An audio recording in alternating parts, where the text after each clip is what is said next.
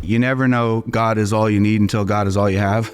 The LA Tribune interviewed me a couple weeks ago and they asked this question: if you could rewind to pre-stroke and you, Travis Hearn, had the decision of going through it again, would you? And I said yes. Because it has reshaped who I am and the mission I'm on and the way I see life. I've went through some freaking hell in my life and I'm not gonna waste it, which means I'm gonna talk about it and I'm gonna write about it and I'm gonna sing about it and we're gonna write songs about it. Like, I'm gonna use it hopefully to help make others' lives better. How are you continuing to build, I guess you could say, a brand around what you're doing to get more visibility so that you can help more people? Do you look at it like that? Yes, 100%. I think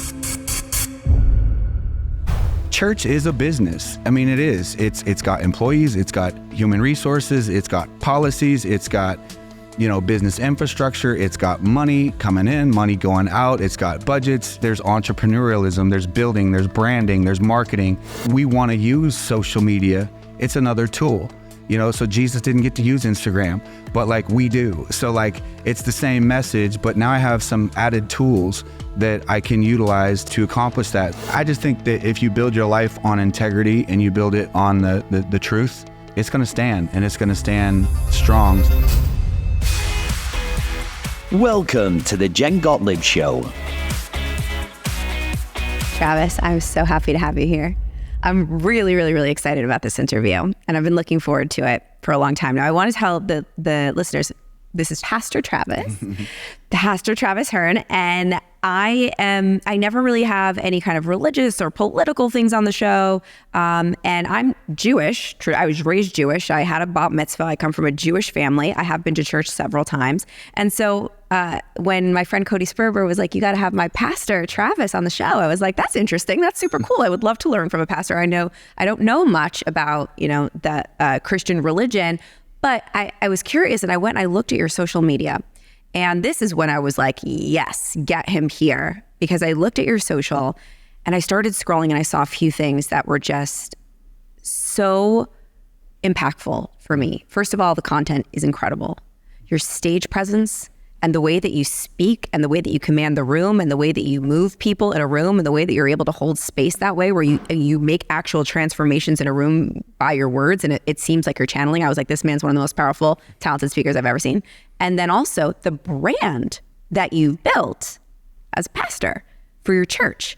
And then I go down the rabbit hole, and it's like you started this church for athletes, and you had this terrible thing happen to you 2 years ago that we're going to talk to, where you overcame this massive stroke, aneurysm. And I was like, this guy is amazing. So whatever religion you are, whatever you believe in, this podcast is for you, because we're going to go everywhere. We're going to talk about business, life, overcoming, perseverance. And just, I've gotten to know you just a little bit since we've been here staying. You're amazing. So thank you for being here. Welcome to the show. Well, thank you for just a kind intro, and undeserving of any of that. And it's so great to be here. You're crushing it, and thank you for having me. Thank you. All right, well, let's start with how this church started. I loved that story you were telling me over there about the fact that it was just for athletes. Yeah.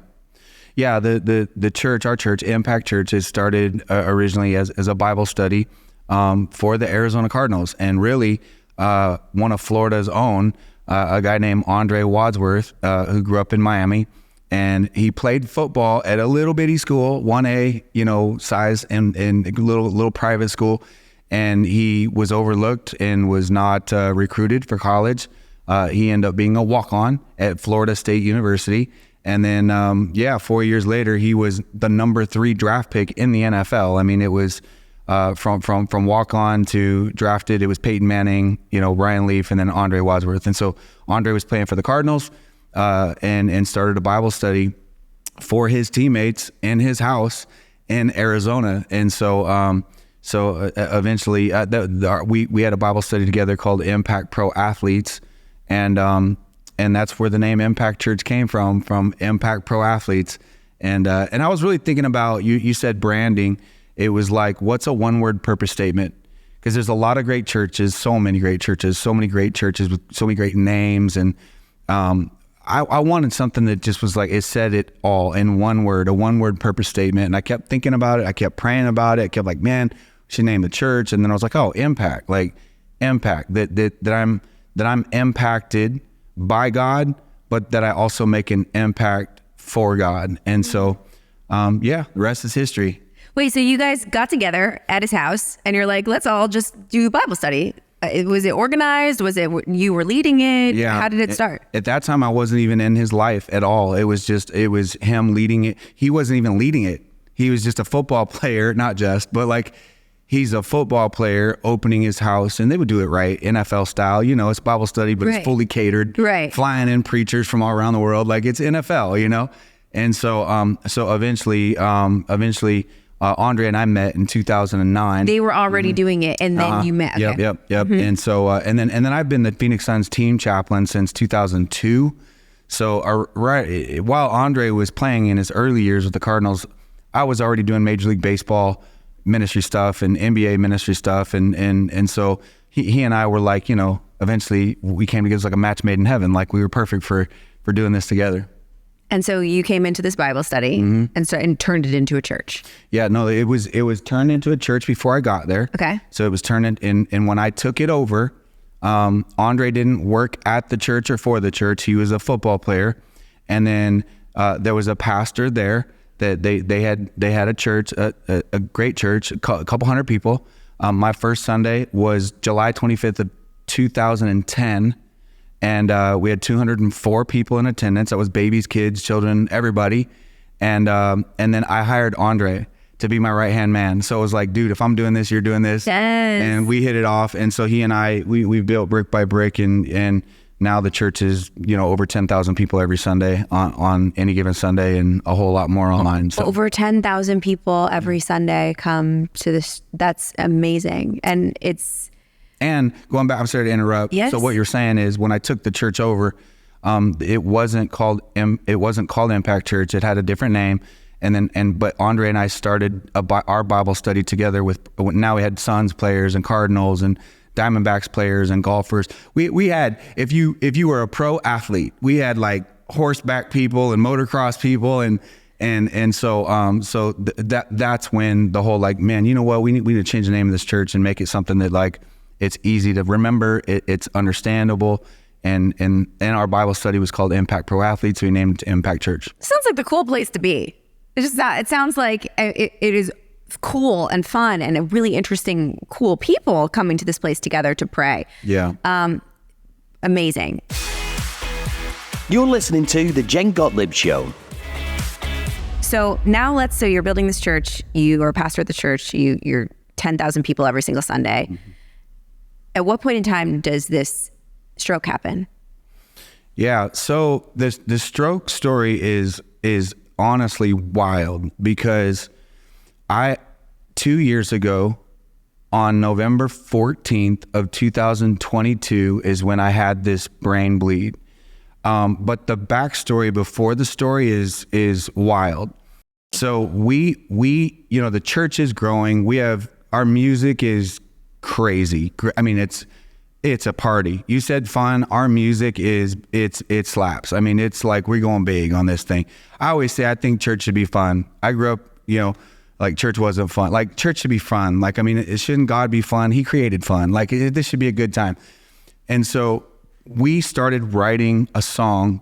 We'd never done it before. We wrote a song. So Impact Worship wrote this song called He is the Miracle, meaning that God is the miracle.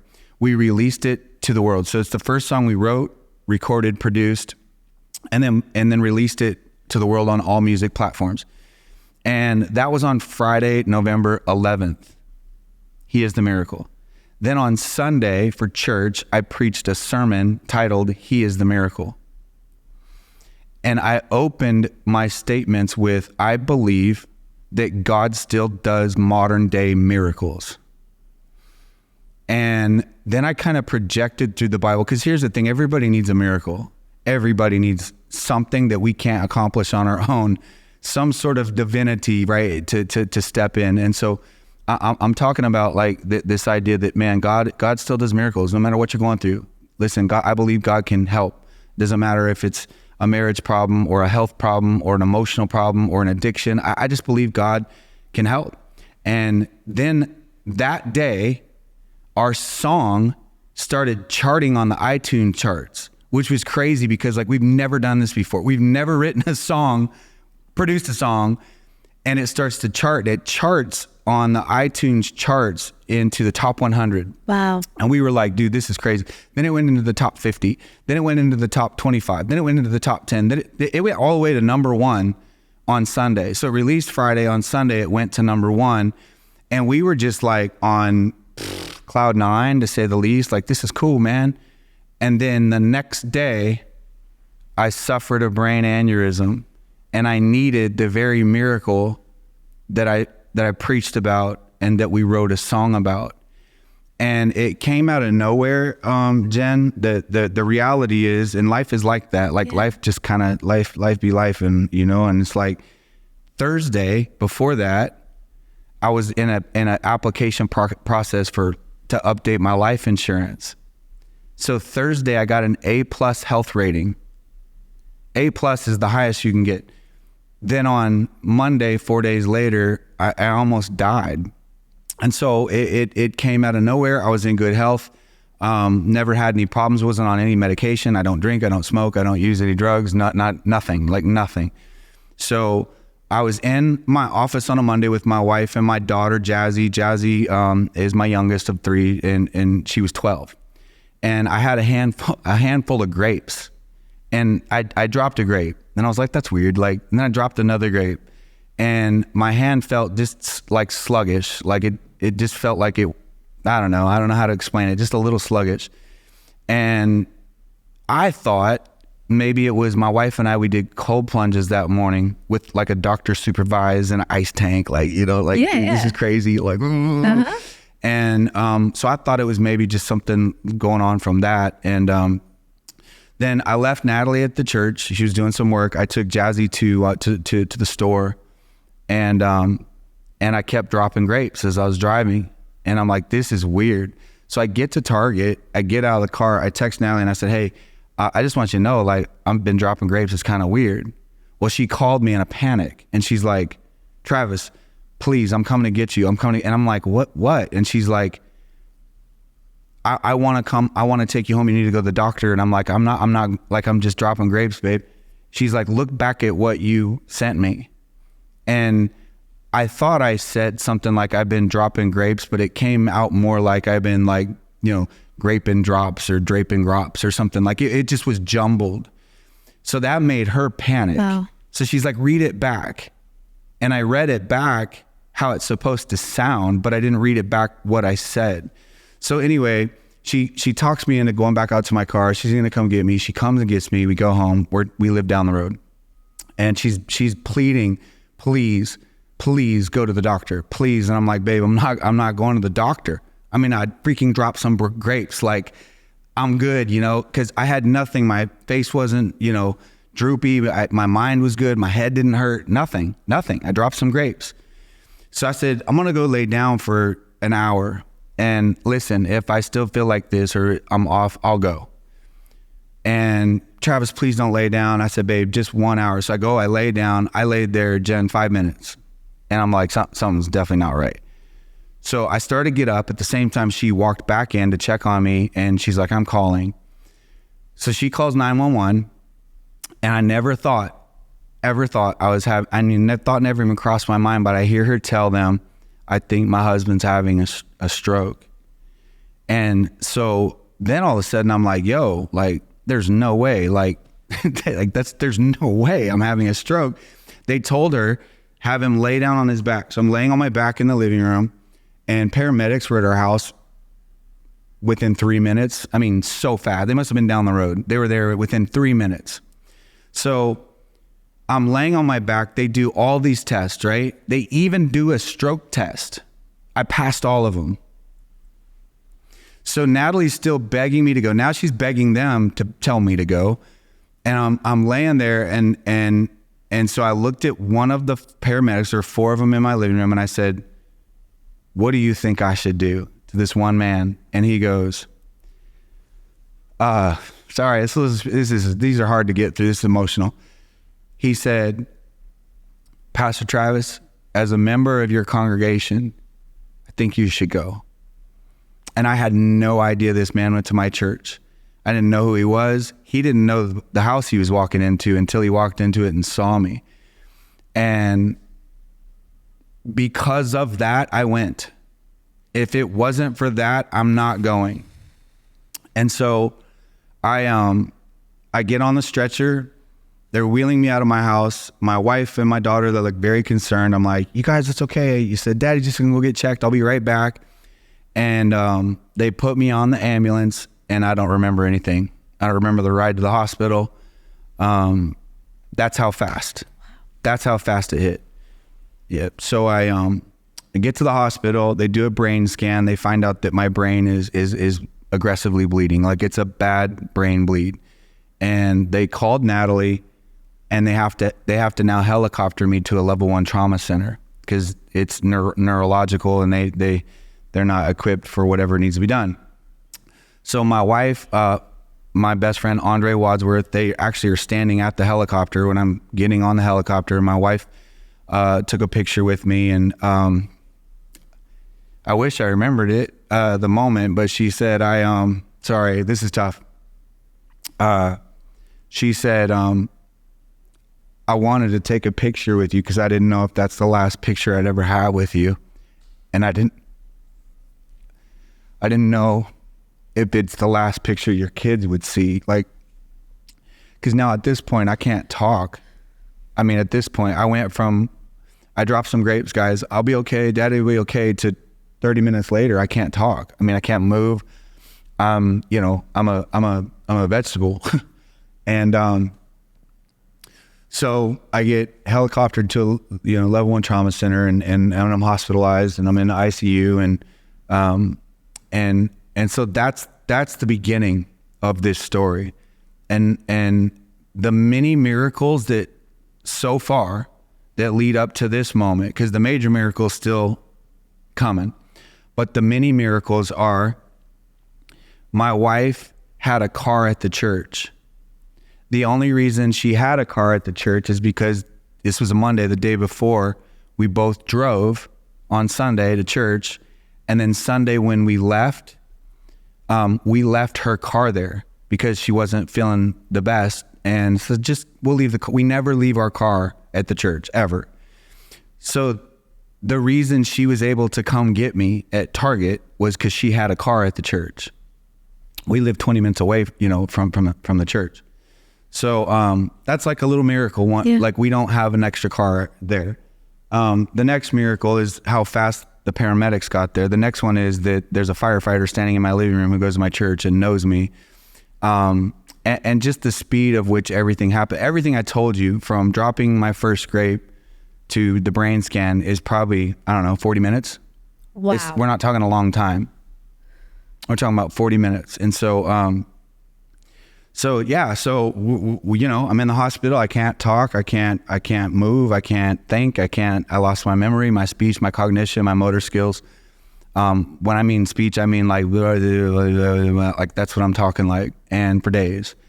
And when I was talking like that, the medical worker told my wife, hey, we want you to know that the effects of this particular stroke, they're irreversible.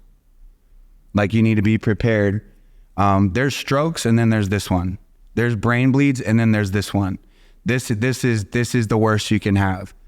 And so they were trying to prepare her mind that, like, this, I guess, like, basically, like, this is your new husband. And we are people of faith. That's who we are. And my wife is not going to accept that. Doesn't matter what the professional says. So she actually opened her Bible and was like, God, give me something. And she was led to this verse in the book of Acts, chapter 3, verse 16. And the verse said, the Bible's a big book. I mean, it's 66 books in one book. That Acts 3:16, it says, by faith, this man will be completely healed in Jesus' name. And she just grabbed that. And she's like, no, my husband. And it even says, as you can all see. It says, he will be completely healed, as you can all see. Right? Well, I mean, everybody can see now at this point that God did a miracle. He really did a miracle. And so on Wednesday, I was hospitalized Monday. On Wednesday, they would come in, and what they do is they do for stroke patients, they do a test every hour on the hour, because they're not going to keep sending you back for MRI over and over and over, right? So they come in and they test you, and they go, touch your nose, touch your chin. Who are you? What's your date of birth? What year is it? What's today? What's your wife's name? What's your kid? I couldn't answer them. I was just jumble. And this specific moment, they said, what are your children's names? And I said 40. And I don't know, man, I knew something. It's like my subconscious, my spirit, man. So I knew this was bad. I knew it was bad. And I looked up at Natalie, and I had tears in my eyes. And I said, count it all joy. And the doctor said, what did he say? And my wife said, he's quoting scripture from the Bible, the book of James, chapter 1. It says, count it all joy when you fall into various trials, knowing that the testing of your faith produces patience. Let perseverance have its work in you, that you might be whole and complete. And that's another miracle. Like, I can't remember my children's names. I mean, if you're a parent, come on. But yet I could remember a scripture in context of what was happening, of this moment. Like, this is a trial, the trial of all trials. And so miraculously, Friday, I got released from the hospital. And I mean, it's been a journey. I've had, I went through six straight months of rehab, 6 days a week, 6 different rehabs, every day, all day to try to do my part to get myself back and my nutrition and all those things. But yeah, it's been an incredible journey. Chapter 1 in this book that I wrote, I decided to journal the book, and it turned into a book. Chapter 1 is Count It All Joy. The book title is The Fire Is For You. But that's the whole point of it, is that the fire is for you. Because most of us, we go through fires in life. And the Bible actually uses 3 metaphors for trial. So Old Testament, New Testament uses 3 metaphors. It uses the metaphor of storms. Man, I'm going through a storm right now, right? It uses the metaphor of valleys. Man, I'm going through this valley. David said the valley of the shadow of death in Psalm 23. And then the other metaphor is fires. And I think oftentimes we curse the valley, curse the storm, curse the fire, and it feels like, dude, this thing's gonna take me out. But if we let it have its work, the fire is actually for you. And scripture talks about how fire, it refines you, it purifies you, and brings up the impurities out of your life. And so 2 years ago, November 14th of 2022, I nearly lost everything. Thank you for sharing that story. Yeah.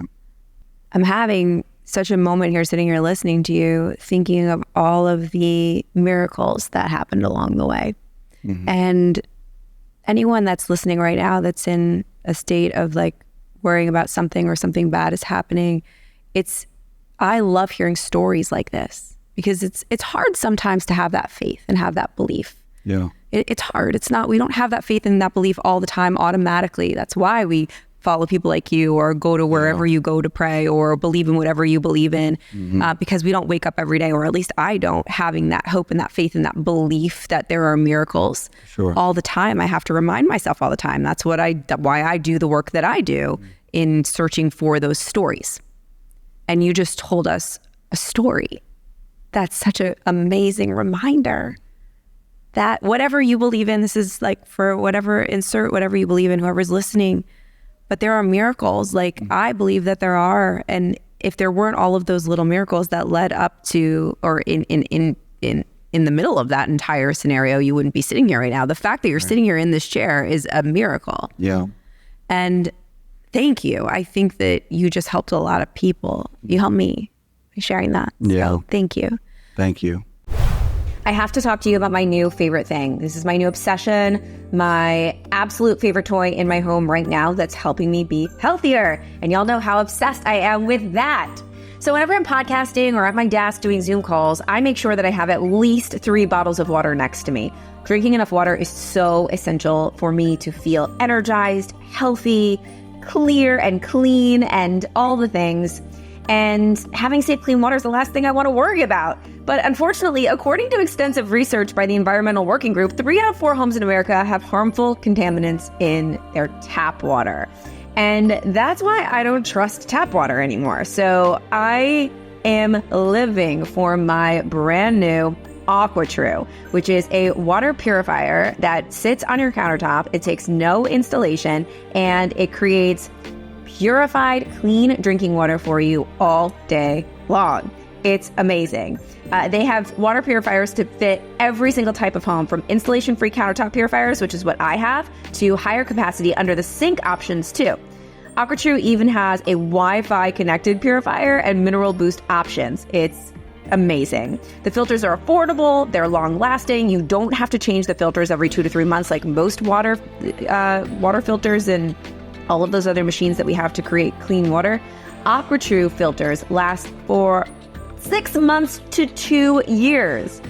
Just one set of filters from their classic purifier makes it the equivalent of 4,500 bottles of water. That's less than 3 cents a bottle. Plus, you'll save the environment from tons of plastic waste. I love my AquaTrue water filter, and you will too. AquaTrue comes with a 30-day money-back guarantee and makes a great gift. Today, my listeners will receive 20% off any AquaTrue purifier. Just go to aquatrue.com. That's AQUATRU.com and enter code JENG, J-E-N-G, at checkout. That's 20% off any AquaTrue water purifier when you go to AquaTrue, AQUATRU.com, and use code JENG. I cannot wait to hear how you love your AquaTrue because I am obsessed with mine. Happy water filtering. How did you, I guess this might even be like a silly question, but we can go, I know you're going to take it somewhere really amazing. You were doing really incredible work before this happened as a pastor, leading thousands and thousands of people, speaking, making change, impacting people in a huge way. And then this happened. And now I would assume that there's a different why, or that there's a different fire, or the fire's burning differently. Mm-hmm. How have you changed? I think before the stroke, in probably an unhealthy way, I felt invincible. Kind of always have. Pretty untouchable. And realizing the vulnerability of life, I'm not afraid to die, but I want to still be a husband to my wife, who now we've been married almost 27 years. I want to still be a daddy to my 3 babies, and I still want to fulfill the call of God on my life. And Jen, I didn't grow up in church, so there's that. It's like I grew up in brokenness, absolute brokenness. Going back to even before me with my mother was born as a result of an affair in San Francisco. She never knew her father. And then when my mother was 13, she lived in Costa Mesa, California. And then her mom was raped and murdered and left in the hills of Southern California. So my mom's 13. She's now living in Arizona with her grandmother, her family member she lived with. And then 3 years later, she has me. So that's the beginning of me. And then, marriage number 1, they're young, and, there's a lot of alcohol and abuse and drugs. And then, marriage number 2 is I have 2 sisters out of that marriage, but, that man was unfaithful to me. I got another woman pregnant, had a child whom my mother then helped take in as her own. Imagine that. And And still to this day, he's like one of my brothers. And then now my mom's on her third marriage. The first one that I would say is equally yoked, right? Like we agree with the same things, major principles in life. And they've been married for 20 something years. Is Kyle, and he's a great guy. He was just diagnosed with cancer and given 2 to 5 years to live. So you want to talk about life and my mom is one of the most stable women of God, women of faith I've ever met in my life. And I think sometimes, have you ever heard this saying like, you never know God is all you need until God is all you have? I love that. Yeah. And it's like, if you could strip everything the world has to offer away, right? And that's kind of the idea. And I think for me, it was like, so I didn't grow up churched. I'm a pastor, but I think I'm kind of the blackfish in the world of pastors and churches. I really do. I don't know how we're supposed to do it or not do it. Like, I became a believer at the end of my senior year in high school. I had gotten a DUI. I got pulled over, got arrested. I got put in jail. And I say it like this: that night I went from jail to Jesus. And for me, it made a lot of sense. It gave me a purpose to live for that was far bigger than myself. And I think the nature of my personal story was so crazy that like people would be like, bro, can you come share that story? Come share that story. This church, this school, that youth group, that camp. And somehow, find myself pastoring a church, and been pastoring for 31 years of my life. But yeah, I think when I think of fires, storms, and valleys, when I think of fires, with God, there are no wildfires. There's only controlled fires. And I think that helps me. So you talked about mindset going forward, and it's like, okay, I'm weird. I'm super weird. I believe in a spiritual world, and I believe there's a spiritual world before it hits the physical world. Like I believe in like warfare and demons and angels and people, the evil of the world's trying to like take me out of my calling. And, my mind is like a movie, but I'm like, okay, I'm still here. So what does that mean? That means there is a responsibility to steward pain, the drama, the trauma, and most of us like to bury it. I was an addict. I don't want you to know. I bury it. I went through a divorce, or 14 of them, and I don't want you to know, so I bury it. I'm an alcoholic, and maybe I'm going to get free. Maybe I'm going to bury it. And we take all the damage that we've had in our lives, and we try to sweep it under the rug, whereas if we'd actually use it, we could make the world a better place. So to never waste a pain. I've went through some freaking hell in my life, and I'm not going to waste it.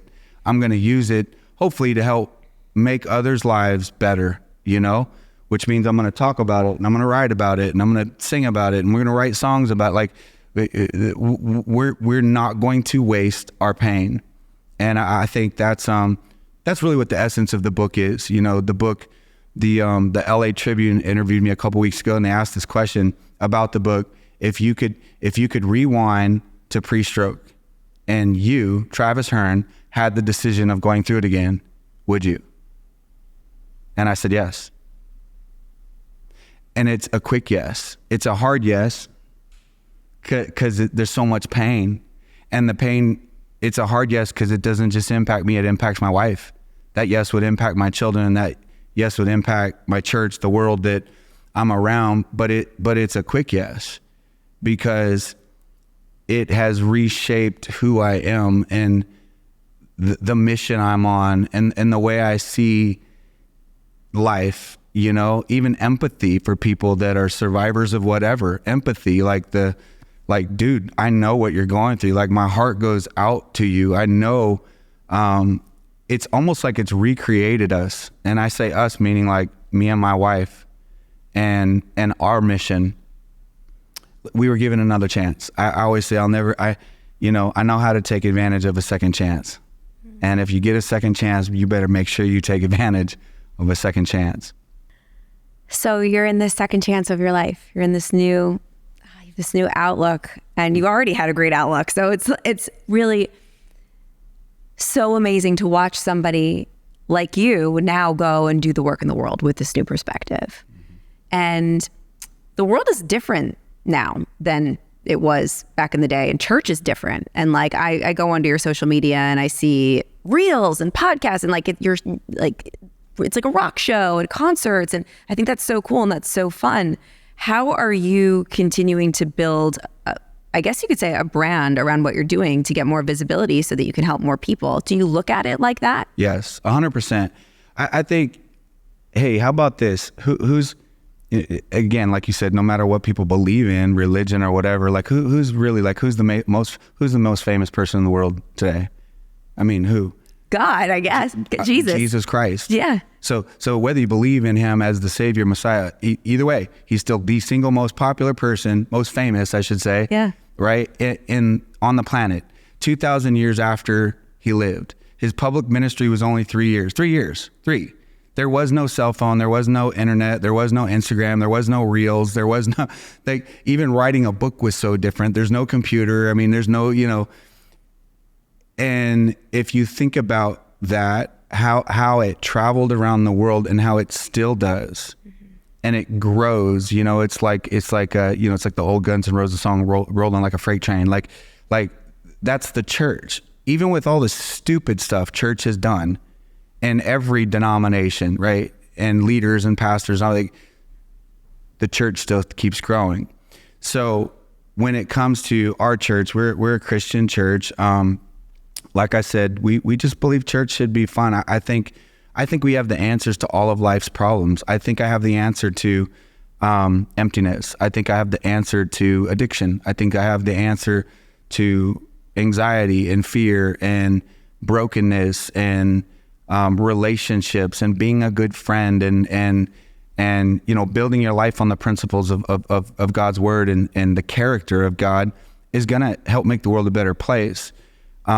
There's so many great churches, by the hundreds of thousands. Ours is one of them. It's called Impact Church. You talk about brand. So in the Bible, Jesus talked about two things. He talked about the Great Commission and the Great Commandment. The Great Commandment is love the Lord God with all your heart, soul, mind, and strength, and love your neighbor as yourself. That's tough to do because we generally love ourselves. I wasn't worried about what you were going to eat this morning. I was worried about what I was going to eat. Like, to constantly think about others, putting others first, like that would literally fix the United States of America if we would just do that. Whether you believe in Jesus or anything, just doing that would fix everything. And so when it comes to Impact Church, it's a brand, but our end game is I want you to fall in love with the same person I did, and not because I thought it into, because it literally changed my life. I mean, I went from using drugs every day and drinking all the time and partying and living life for myself to I never, ever again doing any of that. I went from cursing like a sailor to I don't use profanity. I mean, I have to really think about it if I want to do it. It's not like it's going to just come out.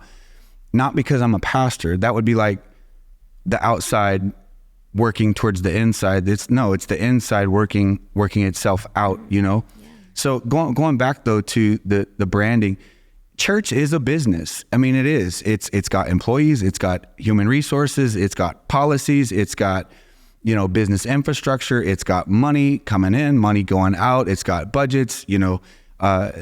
Church is a business. So Impact Church, it's a ministry, but there is a business. It is entrepreneurial. We took it from 200 people to what it is today. There's entrepreneurialism, there's building, there's branding, there's marketing. We want to use social media. If people aren't using social media, they're crazy in this day and age. It's another tool, so Jesus didn't get to use Instagram, but we do. So it's the same message, but now I have some added tools that I can utilize to accomplish that. So, if you're building a business, you almost can't overbrand. You can't oversaturate a market. So we brand and saturate and billboards and commercials on TV and the branding part of it. But it goes back to the Great Commission and the Great Commandment. Impact. Make an impact. Be impacted by God. Make an impact for God. That's the Great Commission, the Great Commandment. Jesus said, here's the Great Commandment. Love God, love your neighbor, right? Then the Great Commission, he said, go into all the world and baptizing them in the name of the Father, Son, and the Holy Spirit. So the commission is it's a co-mission with God. Go give the world what they need. Go give the world, a savior. Go give the world this prescription to life that we're all trying to find in all the things in life, but you can't find it in the things in life. It doesn't matter what you own, how much you have, how much of it you own. It doesn't matter. Nobody's going to give you complete fulfillment, purpose until you figure this thing out with God. And so branding, I turned a corner a few years back with my social media, because I think at the time I had a few thousand people following me, posting pictures of my kids and my wife, and we're at the beach, and I had a friend like, dude, you need to put sermon clips. And I'm like, it kind of feels self-glorifying, and he's like, no, it's not. He's like, you preach on a platform, and this is just a digital platform. And I was like, oh yeah, that's not a bad idea. And so then I started doing it, and then that started to grow, and now you're broadening your influence. So my influence isn't about me. It's not about making money. It's not about turning, for me, profits and things like that. For me, it's about hopefully making the world a better place and giving them what I feel that I have found in my relationship with Jesus Christ. I don't know if I answered your question. You 1,000% did. It was a long answer. No, you really did. You gave me even more. And I love that you talked about, that I was going to ask you about the business of a church and how it is a business. Get outside of your comfort zone and into your best life, one small step at a time. I think that nowadays, like, where is everybody's attention? Everybody's attention is on their phones, and they are searching on their phones for answers. They're searching for, how do I feel better today? Yes. Right? How do I look for the miracle? Like, I'm just struggling right now. And they, whether they realize it or not, they're scrolling, maybe to numb out, maybe to whatever, just pacify themselves. But if they can scroll and find somebody doing good work like you, saying that, telling this story that you just told me, maybe even a clip of this or whatever, like, I like to call it help one person every day. Love that. And you just think about it, just like, if you post one piece of content that helps one person. Yes. That's good work. It's good work.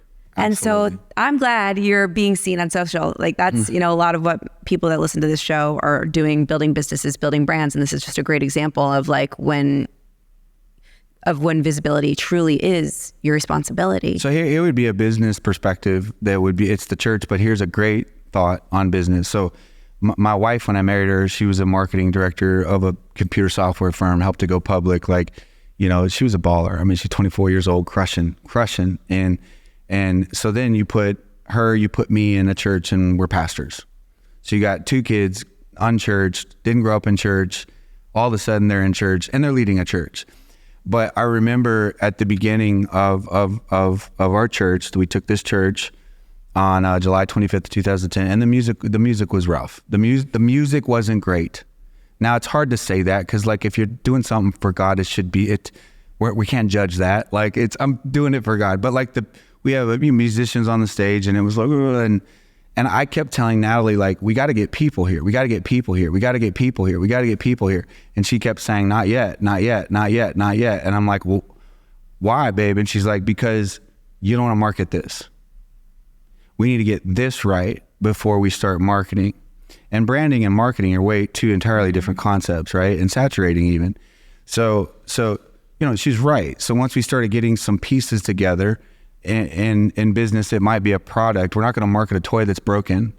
We got to get the toy down first. We got to figure this thing out. Once we get the toy where it functions properly and it's now ready to be marketed, branded, now we can rock and roll with that. And so for us, that was a big part of it. And then what we did, Jen, is, and this is probably one of the unique things about our church, Impact Church, is like who we know, right? So I mean, we are pastors to celebrities, and so we know a lot of people. And so I started thinking, like, hey, you know what? One way to get people here is to bring in somebody famous that loves God, and it's going to bring people in here. And so that's what we did. And it's free because they're my friends.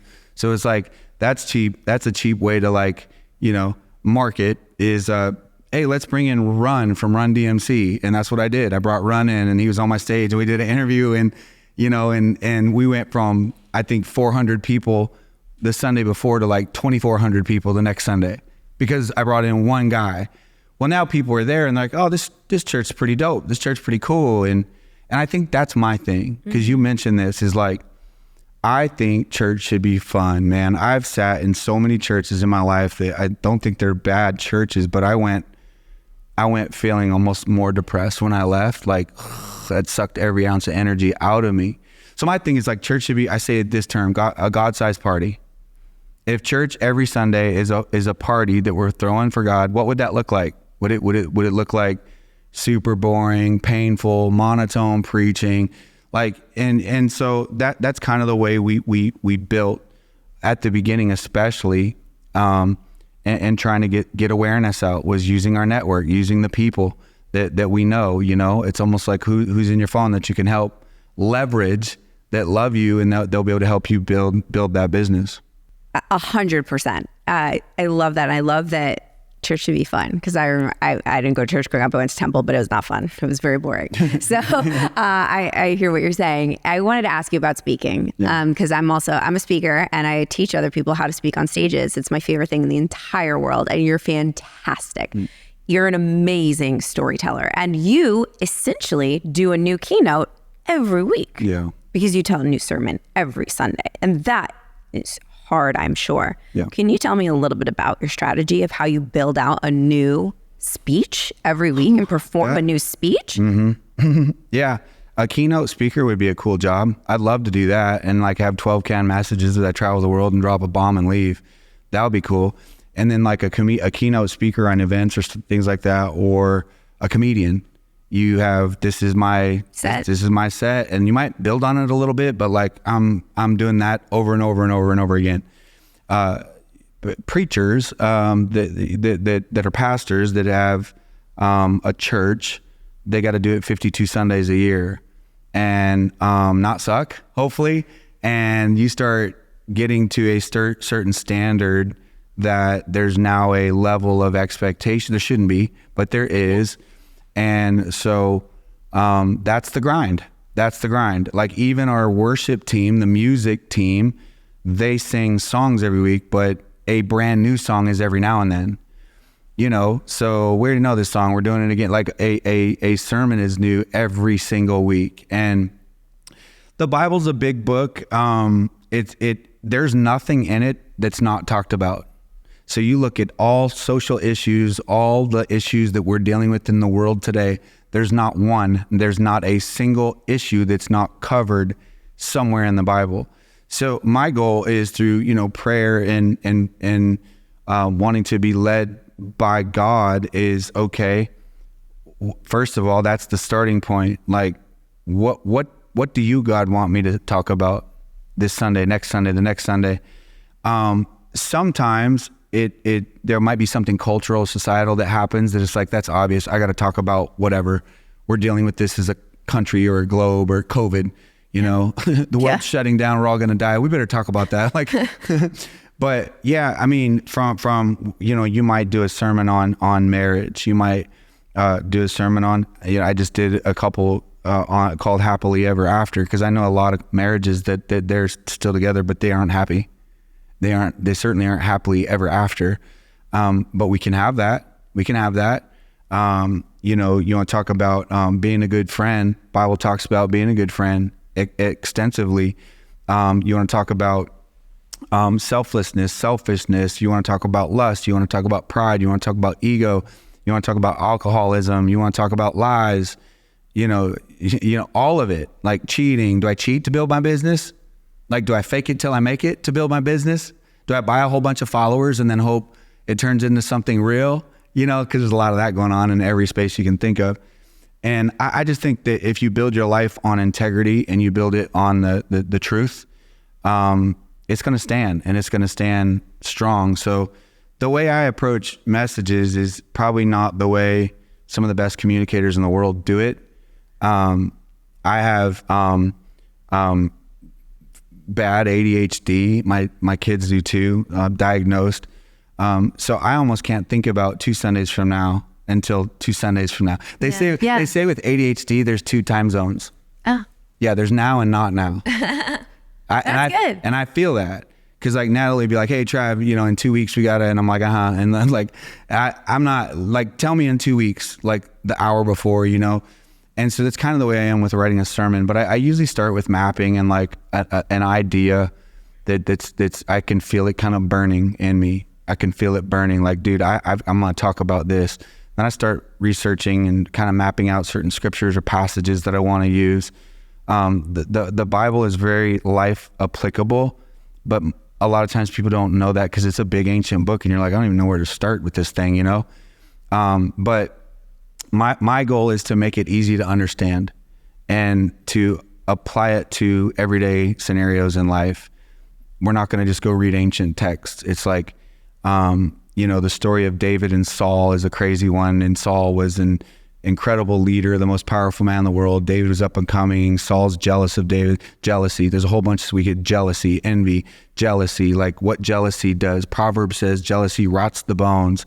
It's like a cancer. Jealousy grows. And so that's what I try, the way I put a sermon together. And I love that. Usually about 45, 50 minutes is what it is every single week. I love that you said it's like burning in me. I feel like with creativity, it's always kind of percolating in the background, but you're forced to bring it to life every Sunday, which is really interesting. Like you have to. So it's always like marinating and percolating and the fire is burning. And it is really interesting about the Bible that all of those stories can be just like a gigantic real life analogy all the time. And every single real life scenario, like I can find a story in the Bible. That's so cool. Yeah. And what great reps you have to get up on stage every single Sunday and speak. I mean, we're wrapping this up. I think you're phenomenal. I'm really, really happy that Mr. Sperber introduced us. I knew he would never, ever steer me wrong. Is there anything that we can help you with? Anything that our audience can do? Tell us more about this book, where they can go and get it and share it. Yeah. Well, I hope the book helps you, and I hope the book helps the person who gets a copy of it. Another question that LA Tribune asked me a couple weeks is they said, if somebody gets this book, what's the one thing you want them to get out of the book? And to me, that's an easy answer, and the answer is hope. Because if we don't have hope, you don't have anything. If you have something that you really need, like I can't fix this, right? That's where a miracle has to, like I cannot fix this on my own. I have tried, and I've tried everything I know to try, and you start to get hopeless. I've got addicts in my family. I've got people that are on drugs that we've tried. You start to get like, is this gonna happen? Like you start to get hopeless. Man, my marriage, I'm hopeless. My prodigal child who's running this way or running that way, and you start to like, man, are they gonna ever, man, even with ourselves, right? Am I ever gonna be able to kick this addiction, this mentality? Will I ever not always be in depression? Am I gonna deal with depression for the rest of my life? Anxiety, fear, guilt, doubt, shame for the rest of my life? Am I gonna deal with this drug, this alcohol, whatever it is? And so I hope that people get hope out of it, because I'm addicted to hope, because hope's what keeps me going. Hope is the motivator that goes, okay, let's keep going. Hope that my business is going to make it this time. The last 3 failed, but I'm a hope this time, and that continual drive. And so, the book is called The Fire Is For You. It's anywhere you can buy a book, and Amazon, Barnes & Noble, anywhere you can buy a book. It's available. And my hope is that I think even outside of hope is that people just see the power of something bigger than themselves that is truly at work. Because you can not believe in God. You could be an atheist. You could be agnostic. You could be Jewish. You could be Christian. Whatever it is. But I think at the end of the day, I want this book to make us go, now there's definitely something bigger than me. There's something at work that's more powerful than me. So, I hope that, I don't know if it's so much about helping me. I appreciate you saying it like that, but I want it to help the world. That's what I want the book to do. I want the book to help the world. It's like keys to unlocking certain things in our lives that hopefully will bless people. Beautiful. Thank you so much for being here. Thank you for having me. Thank you. Sincerely, thank you. Thank you for watching, listening. Love you guys. So grateful for you. And I'll see you next time on The Jen Gottlieb Show.